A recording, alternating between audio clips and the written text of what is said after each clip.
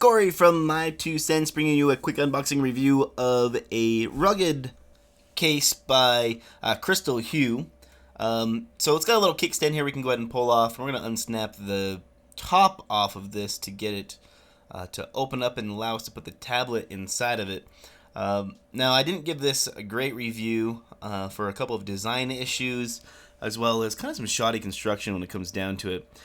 So we're gonna go ahead and put this tablet in. Now, not saying that it won't protect your tablet. It comes with the screen protector built in. It also has this solid plastic, and it's gonna hold it nice and snug. The problem is that the quality of the build isn't fantastic. So you can see I've got it put in all the way around.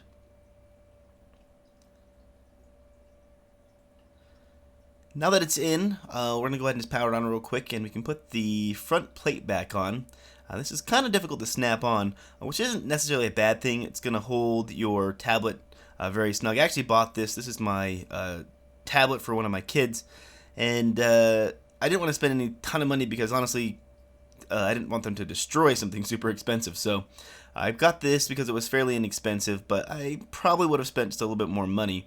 So a lot of the buttons down here are a little hard to get to. Like the black kind of trim kind of cuts them off a little, but they still work. So you can still use it. It still functions, but I mean, there's a little bit of glue right above the home button. I'm gonna snap this on here real quick. And the other problem with it is that they put the power and the volume buttons in a weird spot on this case that interferes with the stand that it came with, which I thought was fairly odd. So the power button is actually down here at the bottom, and the volume button, the volume up button, is actually in the crease where the stand would go if you were to put it on this side. I'm not really sure why they designed the case that way. It's not the smartest design when it comes down to it. So a little bit of glue here also, right above the home button, that doesn't want to come off. So here's the power button, or the volume up and down. You can see it's kind of in the indent. And so if you try to put your stand on right here, you're going to cover up one of the buttons. So you have to put it on this one side here, which isn't the end of the world, but why would you even build a case that way? It just seems weird to me that you would do that. The stand itself isn't super fantastic either. It's actually really hard to open. I mean, there's no way my kid's going to get this thing open. I have to pull up.